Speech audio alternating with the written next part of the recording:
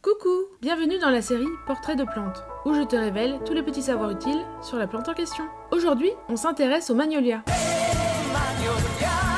Oula, laissons le pédo dans son eau et repartons sur notre sujet. Sais-tu que le magnolia est l'un des plus anciens arbres à fleurs au monde? Il serait apparu il y a plus de 95 millions d'années, au Groenland, lorsque c'était encore recouvert de forêts luxuriantes. Le magnolia appartient à la famille des Magnoliaceae. Il existe environ 110 espèces, principalement des arbres et des arbustes des régions tempérées chaudes. Il peut atteindre 25 mètres de hauteur selon les espèces, et sa floraison apparaît seulement après 15 à 30 ans. Ses fleurs ressemblent à de grandes tulipes colorées, blanc, rose ou pourpre, et sont très parfumées. Le magnolia est une plante à fleurs mellifères, c'est-à-dire qu'elles attirent les insectes pollinisateurs. Les fleurs apparaissent généralement au printemps ou en été, avant la feuillaison de l'arbre. Les feuilles peuvent être persistantes ou caduques et tombent en automne. Elles sont souvent grandes et de forme ovale. Les fleurs ont un parfum délicat aux notes vertes et citronnées. La floraison est plutôt fugace, seulement 15 jours. Et en plus, sous l'effet du vent breton, les pétales tombent rapidement et le sol s'en retrouve jonché. La bonne nouvelle, c'est que les pétales sont comestibles. Leur goût est floral et légèrement épicé. Selon les espèces, on peut même retrouver des notes rappelant le gingembre ou la cardamome. Le magnolia possède aussi une forte symbolique en Asie. Il est associé à la pureté, la dignité, la force et la beauté. Dans certains temples bouddhistes, on plante encore des magnolias pour préserver l'harmonie et la pureté spirituelle des lieux. Sa floraison précoce symbolise aussi le renouveau et les nouveaux départs. En France, le magnolia a trouvé sa place dans de nombreux parcs et jardins botaniques au XVIIIe siècle. Grâce à ses vertus ornementales et olfactives, il s'est rapidement répandu par la suite dans les paysages français.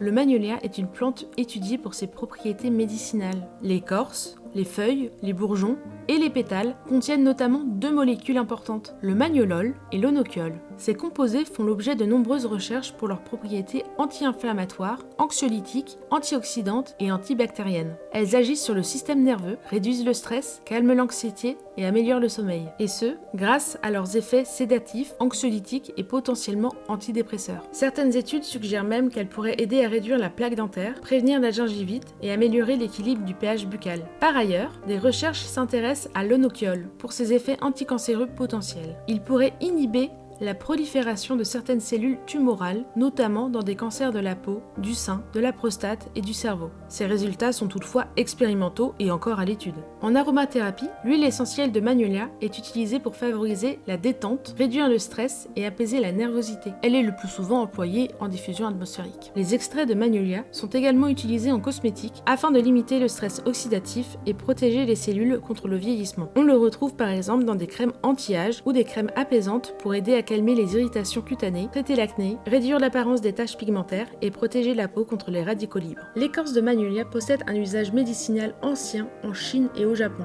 L'espèce la plus utilisée est le Magnolia officinalis, connu sous le nom de houppot. Cette écorce est considérée comme puissante et son utilisation se fait généralement dans un cadre médicinal encadré. Attention, elle n'est pas consommable en l'état. Savais-tu que l'on pouvait passer de ça, à ça, à ça, à ça et à ça? Bouge pas, je te montre. On va commencer avec une recette toute simple de kimchi aux pétales. Dans un saladier, tu verses du sel et tu effeuilles les fleurs de magnolia. Je ne les rince pas, ainsi elles gardent toute leur levure naturelle. Tu malaxes avec les mains pour que chaque pétale soit bien recouvert de sel et tu laisses de côté 30 minutes. Dans un autre récipient, tu verses ton sucre, tes radis coupés en rondelles, un ail grossièrement haché, un trait de sauce soja salée, du gingembre moulu ou frais et tu finis par un filet d'eau auquel tu ajoutes les pétales salés. On malaxe de nouveau, puis on verse dans un bocal en appuyant bien pour que tout soit recouvert de sauce. Tu refermes et tu laisses 48 heures sur ton plan de travail. Tu peux ensuite ouvrir pour dégazer, puis laisser au frigo, à consommer dans les 3 mois.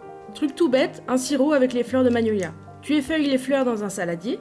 À côté, dans une casserole, tu mets à frémir un peu d'eau. Avant qu'elle ne bout, tu y places les pétales. L'eau va prendre une jolie teinte et les pétales vont un petit peu ternir.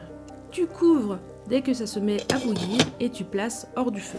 On va laisser infuser 12 heures au minimum à température ambiante.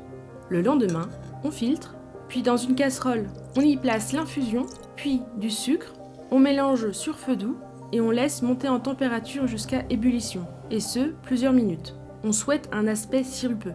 On débarrasse ensuite dans un flacon, attention, c'est très chaud. On n'oublie pas de dater, on laisse refroidir sur le plan de travail, puis on mettra au frigo. Se consomme idéalement dans le mois. Fleurs et bourgeons sont comestibles et sont employés pour soulager notamment la congestion nasale, l'essoufflement et l'asthme. Les pétales contiennent des composés aromatiques et des polyphénols. Les quantités consommées en cuisine étant généralement faibles, leurs effets sur la santé restent modestes. Toutefois, ces composés peuvent soutenir la digestion et exercer une action antimicrobienne douce. J'avoue, je me suis pas arrêtée là, j'ai aussi réalisé des pickles et du sucre aromatisé. J'espère que ces recettes te régaleront, et si tu en testes une, n'hésite pas à me taguer. Si ce genre de contenu t'intéresse, alors abonne-toi et laisse un like pour découvrir d'autres plantes comestibles. À bientôt pour un nouvel épisode de Portrait de plantes. Ciao ciao!